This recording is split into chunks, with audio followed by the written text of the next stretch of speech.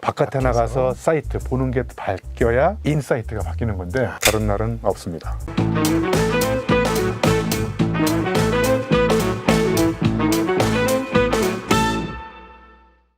유영만과 민현기의 유민 에브리띵. 에브리띵. 자, 본론으로 바로 들어가서 여쭤볼 게 있습니다. 저도 개인적으로 궁금했던 건데 지금까지 몇 권의 책을 세상에 이렇게 내어주셨습니까? 잘 기억이 안 나지만 아무튼 88권 정도 쓴 것 같아요. 아, 교수님 이름이 들어가 있는 네. 출간물이 무려 88권. 그걸 몇 년 동안 내신 거죠? 처음 책은 1995년도 제 기억에 삼성에 있을 때 지식경제시대의 학습조직이라는 이제 전공책을 냈는데 나오자마자 이제 말아먹었고요.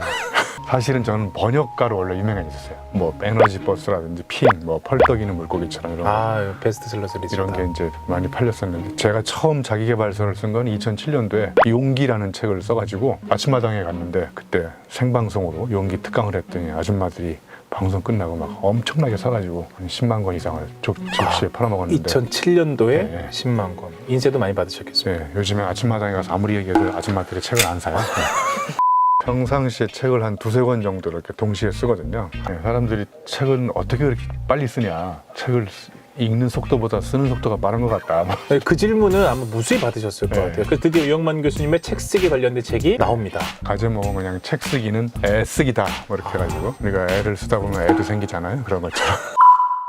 전제는 자기만의 삶이 있는 사람들은 책 쓰는 게 저는 별 문제가 안 된다고 생각해요. 근데 자기 삶이 없는 사람들을 데려다가 책 쓰기 가르치고 막 목차 잡는 거 가르치고 그러면 뭐 목 찰 것도 없는데 목차 잡으면 계속 목만 차리고 그냥 이게 저도 궁금했지만 분명히 보시는 분 중에 궁금한 부분이 민감한 질문입니다만 인쇄가 인쇄를 솔직히 말씀드리면 예. 옛날에 저 용기책도 베스트셀러 되고 30-40만 권 정도 나가고 그럴 때 뭐 인쇄 좀 벌었긴 했지만 아이들 학비 됐냐고 다 까먹었고요.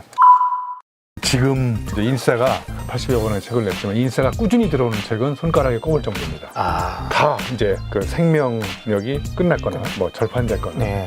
그래서 생각보다 사실은 많이 많지 않고 인쇄보다 강연료가 더 많아요. 강연료. 책을 통해서 네, 책을 매개로 강의하는 게 훨씬 더 많습니다. 제가 쓴 책 중에 생각지도 못한 생각지도라는 책이 있고 그다음에 한자를 조합해가지고 몸체자, 어지린자, 지혜지자, 체인지를 썼는데 두 가지를 엮으면 생각지도 못한 체인지, 변화지도 이런 걸 제가 강의를 어마어마하게 했거든요. 저 가지고 삼성그룹 사장단 가서 1시간 받았었어요. 그럼 이거 김영란법 관련 없습니까? 네, 김영란법 전에.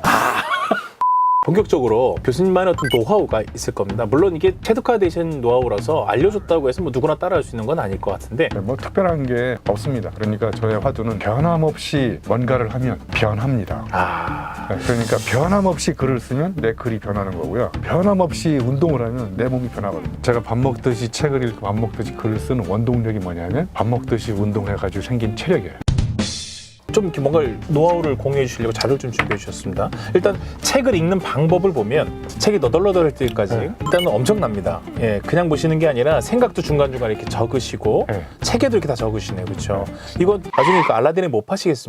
저는 기본적으로 책을 읽는 거를 첫 번째 하는 방법은 이렇게 밑줄을 칩니다. 밑줄을 친 다음에 그 다음에 이제 여기다가 포스트잇을 이렇게 붙이고 형형색색의 색깔 아무 의미가 없고요. 밑줄 친 부분에 붙어 있는 거거든요. 그럼 이 밑줄 친 부분을 거의 A4 용지로 다 독서 노트 타이핑을 합니다. 끝까지 한 권이 끝나면 그걸 친 부분만 A4지에 따로 정리를 미리 해놓으시는 거예요. 미리. 타이핑을 해놓고 그걸 이렇게 뒤섞어가지고 이제 물타기해서 책을 쓰는 거죠. 제 책은 다 표절이라고 독창성이란 들키지 않은 표절이다 뭐 이런 거 했잖아요. 그래서 제가 정치에 못 가는 이유도 털면 나옵니까? 청문회를 통과할 자신이 없고 카피오를 보고 계십니다.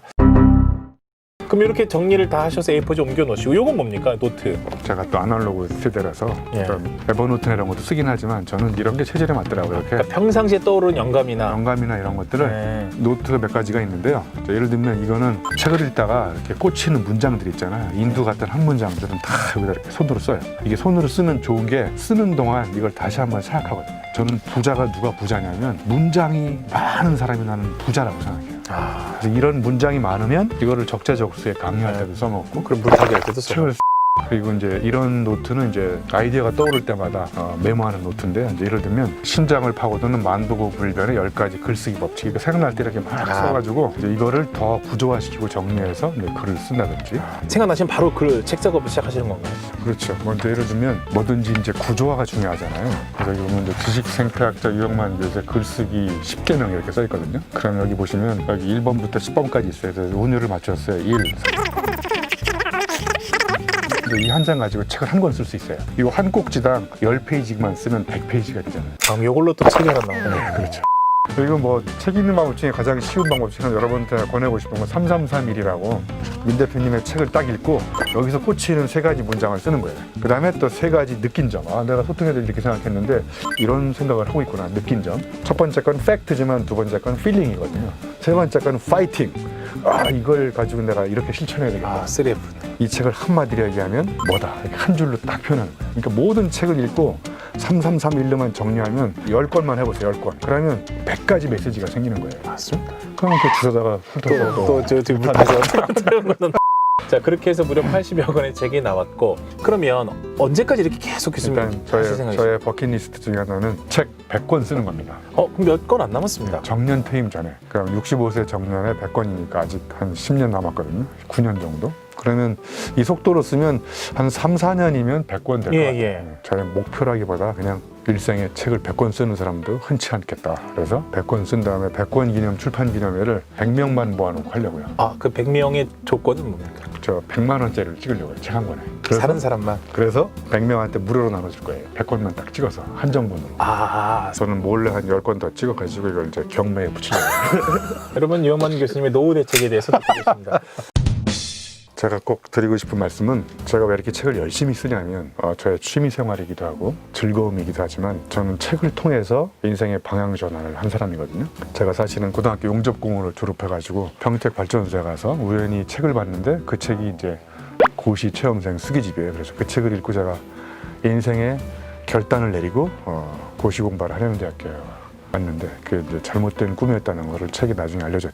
제 인생을 책이 알려졌기 때문에 책을 써서 사람들한테 길을 안내주겠다, 이런 뭐 꼰대 같은 목적도 있지만 더 중요한, 제가 책을 쓰는 거는 저같이 어렵게 공부한 친구들을 위해서 제가 저의 이름으로 인세를 모아서 장학재단을 만드는 게 제 버킷리스트 중에 또 하나예요. 그래서 제가 정년 퇴임 전에 퇴임하면서 동시에 유영만의 장학재단을 인세를 모아서 만들 거예요.